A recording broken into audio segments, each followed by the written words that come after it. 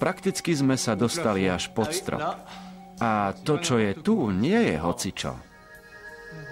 Neuveriteľné. Je to nepoškvrnená beloba. Super biela galéria. Je to skamenený raj. Podzemná katedrála s úchvatnými kryštálmi. Teraz sa nachádzame približne 30 až 35 metrov nad hladinou rieky v úplne vyschnutej galérii. Fosílnej galérii, ako jej hovoria speleológovia. Je to čarovné.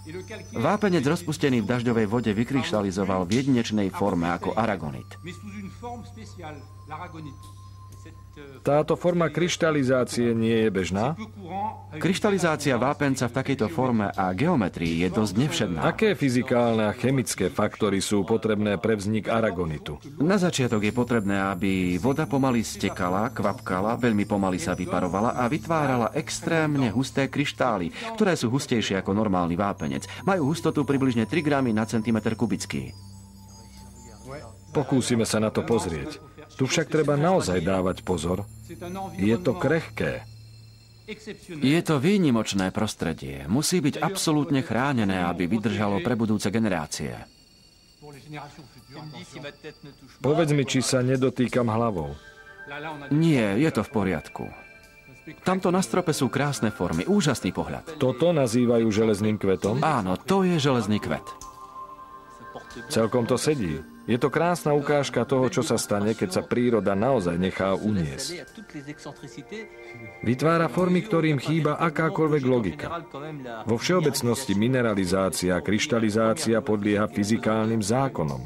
Podlieha gravitácii. Ako sa teda dá vysvetliť, že tieto kríčkovité kryštály zrazu celkom opúšťajú vertikálu? Nemajú pevne stanovenú formu. Tu gravitácia nehrá významnú úlohu. Do hry vstupujú viaceré vplyvy, ale žiaden nie je dominantný, takže sa uplatňuje matematický princíp chaosu. Šíria sa do všetkých smerov, sily kryštalizácie nepodliehajú žiadnemu dominantnému vplyvu. Uplatňuje sa tu princíp chaosu, ale aj tak je neuveriteľné, že chaos môže vytvoriť také podivuhodné veci. Máš pravdu, chaos sa neprejavuje tak dramaticky, ako by sme si mysleli. Aspoň nie pri mineráloch. Ale keď vidíš takýto horizontálny kvapeľ, do akej miery ho môže ovplyvniť napríklad prúd vzduchu? Môže veľa. V tomto prípade je dominantným parametrom. Vzdušný prúd ovplyvnil kryštalizáciu, aby prebiehala horizontálne, takže v tomto prípade sa už neuplatňuje zákon chaosu. Dominantným vplyvom je prúd vzduchu. Prečo tu a nie tam? Záleží to od miesta. Je v tom veľa tajomstiev. Úžasné.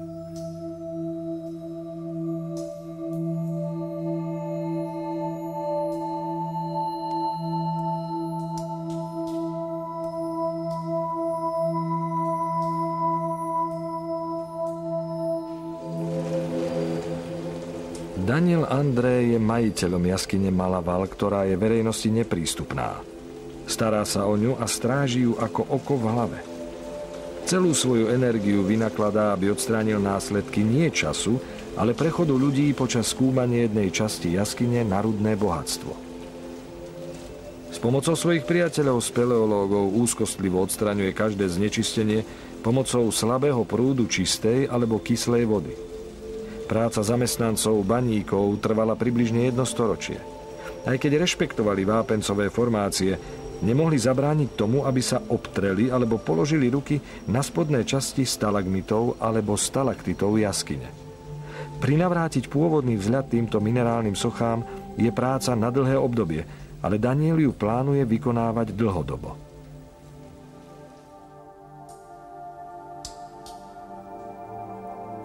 Výprava Ushuaia sa ocitla v niektorých komnatách vyzdobených pozoruhodnými kvapľami, ako napríklad tu v Puselier, nedaleko od Bézier.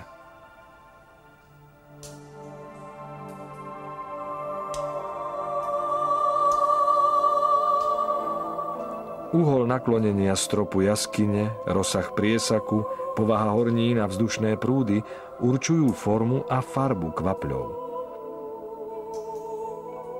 Tieto majestátne stĺpy vo forme naskladaných tanierov sú jednou z kuriozít slávneho Aven Armadu, ktorý sa nachádza v Lozère. V jaskyni Dargilan sa vápenec pomaly usadzoval a vytvoril veľké farebné drapérie.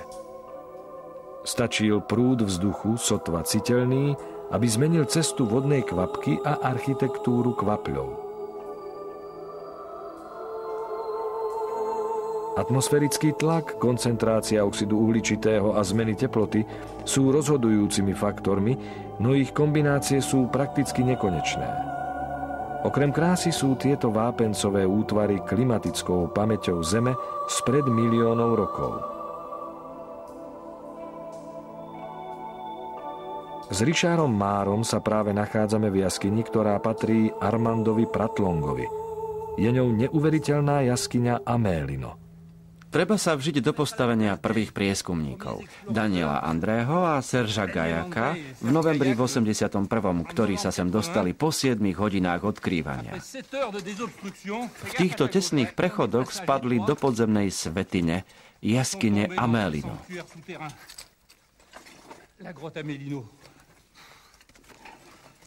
Daj pozor, je to dosť nestabilné. Varujem ťa. Dúfam, že to stojí za toho, inak uvidíš.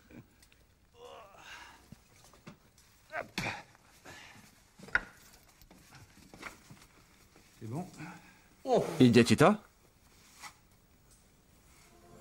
Tu sa môžeme poriadne rozhliadnuť. Je to tu neuveriteľné. Ako skamenený minerálny dážď.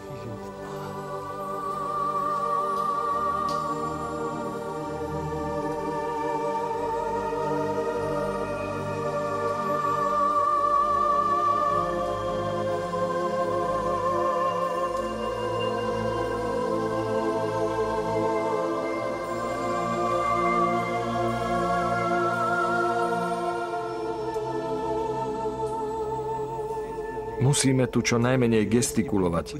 Pán Pratlong, majiteľ, mi povedal, že niekedy už len samotným pohybom v dóme môžeme spôsobiť pohyb vzduchu a vyvolať skutočnú katastrofu. Má pravdu.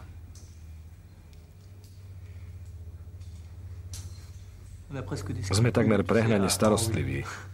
Áno, je potrebná extrémna opatrnosť. Najmenšia nešikovnosť by mohla zničiť to, čo prírode trvalo vytvoriť viac ako 1 000 000 rokov. Je to skutočná minerálna šperkovnica.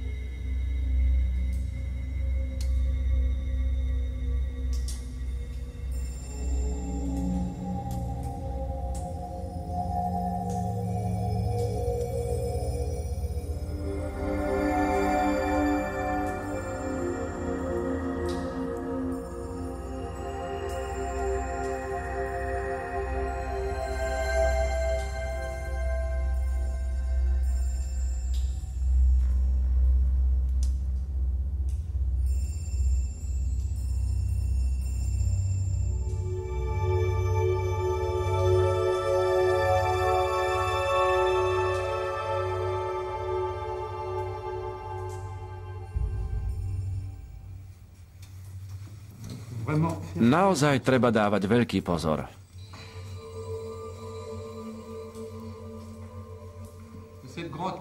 Táto jaskyňa je úplne suchá. Speleológovia jej hovoria fosílna jaskyňa, ale v minulosti ňou musela pretekať podzemná rieka. Táto podzemná rieka stále tečie, dnes je však oveľa hlbšie, tečie na úrovni žont. Odvtedy sa ale hora zdvihla a my sa nachádzame v starej časti, izolovanej od zvyšku jaskyne.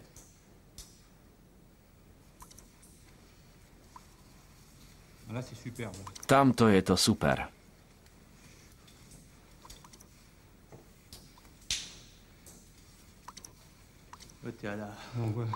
Tam pokračuje mineralizácia priamo pred našimi očami. Áno. Formuje sa prakticky pred našimi očami. Kvapkanie je dosť rýchle a z tohto dôvodu vzniká masívny stalagmit. A malé brčká, keby sme zobrali jedno zo zeme a fúkli do neho, je v strede duté? Úplne duté. Teda trubica. Trubica s priemerom 4-5 mm s extrémne tenkými stenami. Vďaka priesvitnosti vidíme trajektóriu kvapiek vody. Sú oddelené vzduchovými bublinami.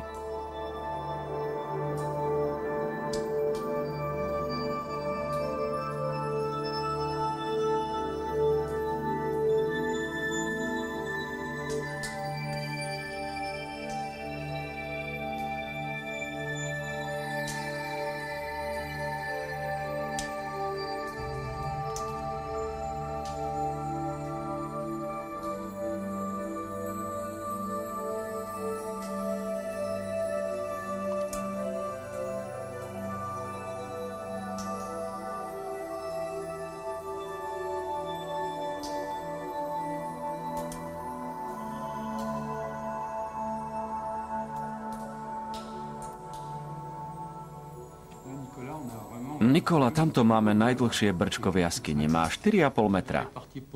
Tam sa chystá vytvoriť spojenie. Koľko rokov to môže trvať?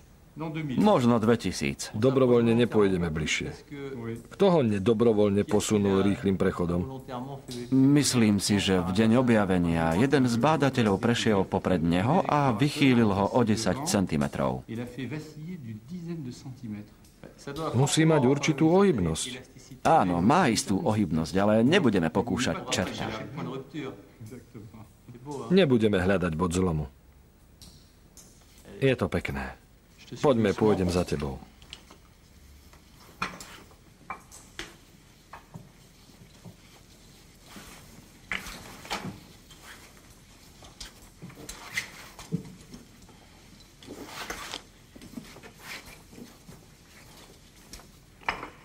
Tamto je to aj tak dosť šialené.